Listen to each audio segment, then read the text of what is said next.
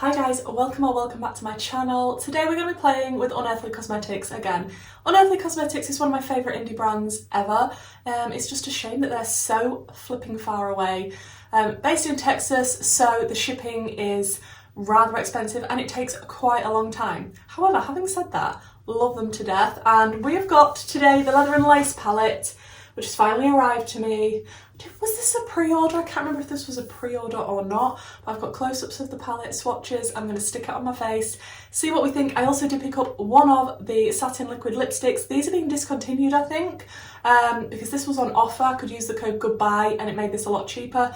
This is in Samantha.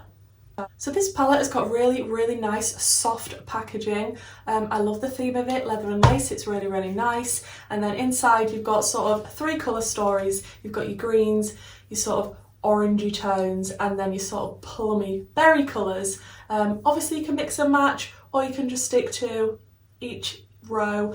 I absolutely love the look of this palette. This is a super interesting neutral palette. To me, I would class this as a neutral palette just because I am a bright, vivid Technicolor lover.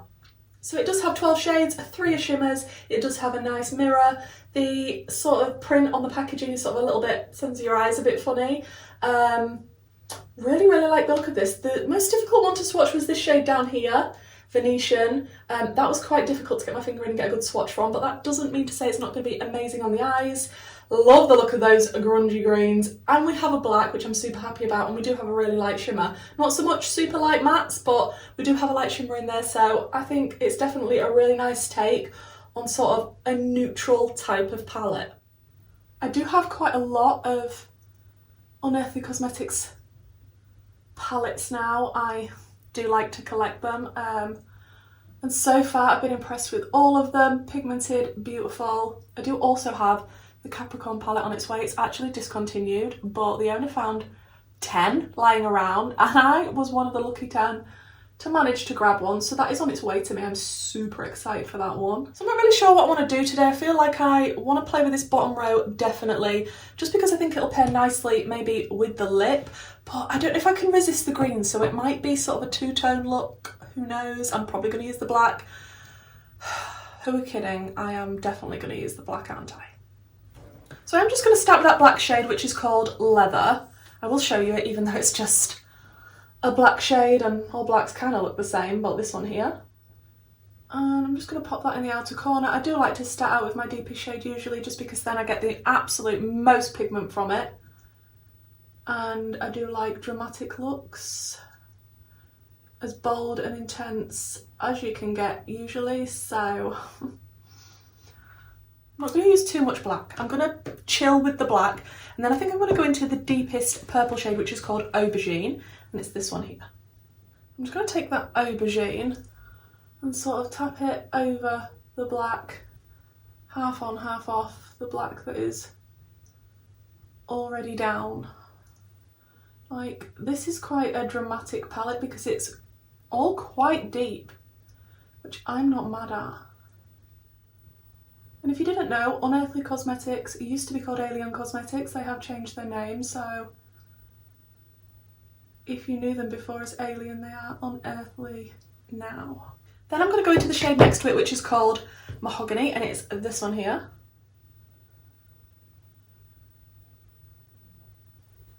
I will say, these shades so far are feeling a little bit dry.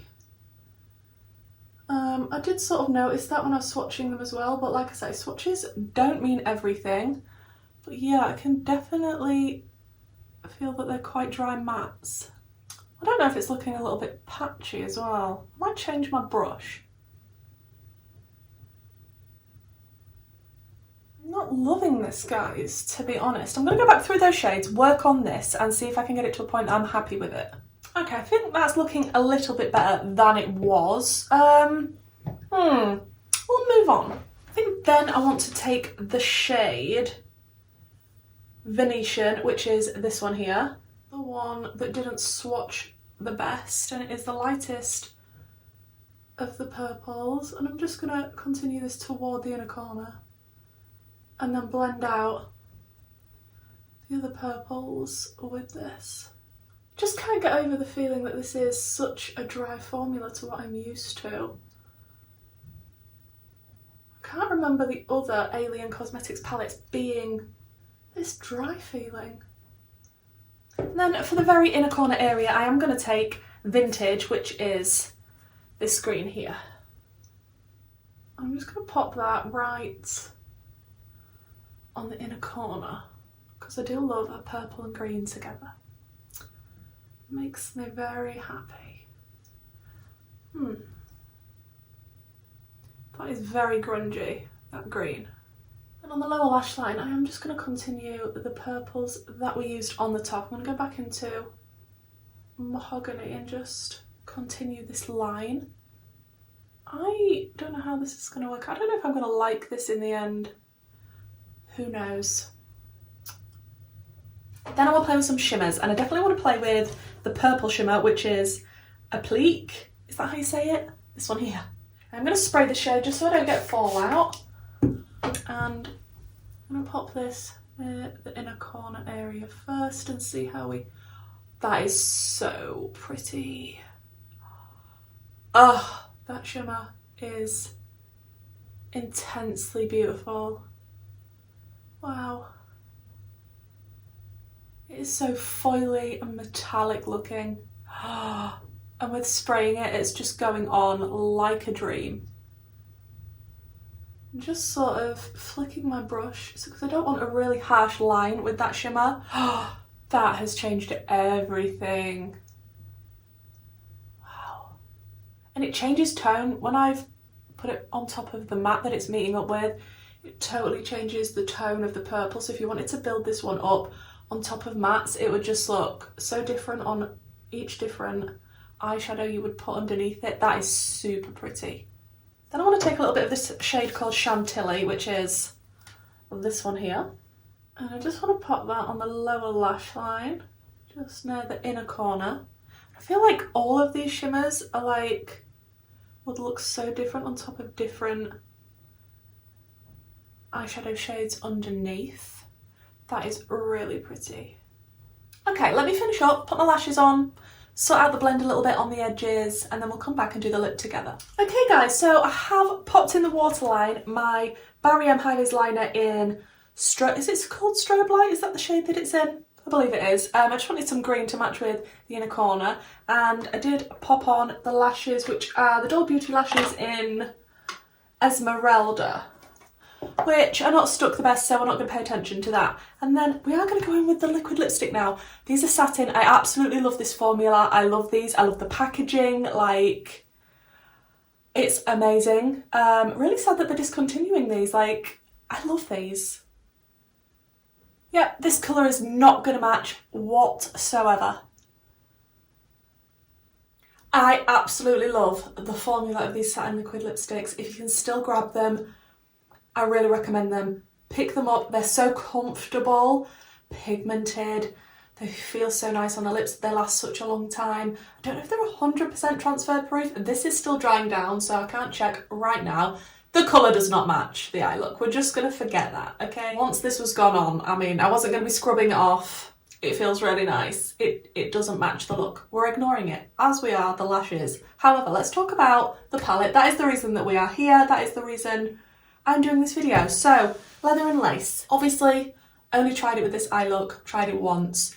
So these are just my first impressions. I am, of course, going to keep trying it out, see what I think, see if my impressions change, especially as I use the other shades in the palette that I haven't used today. So the shades that I did use was obviously the three purples at the bottom, this purple shimmer here, and this light shimmer here, and this light green. So that is 6 of the shades. No, 7, because I used the black as well. 7 of the shades, which I don't think is too bad. Obviously, I missed out this middle row completely, and I do need to try this deeper green. But from the shades that I used, I thought I was going to absolutely love this palette. I mean, I don't know, this one looks like it's getting hard pan already. This one was particularly difficult to swatch. I don't know. If you get this palette, I wouldn't recommend swatching it. That is what I'd say. I don't know if that's what's caused some issues or not, but the formula of the mattes just felt very, very dry compared to normal. It was a little bit more difficult to work with. Not patchy, but, you know, not completely blended out nicely. It wasn't easy to work with.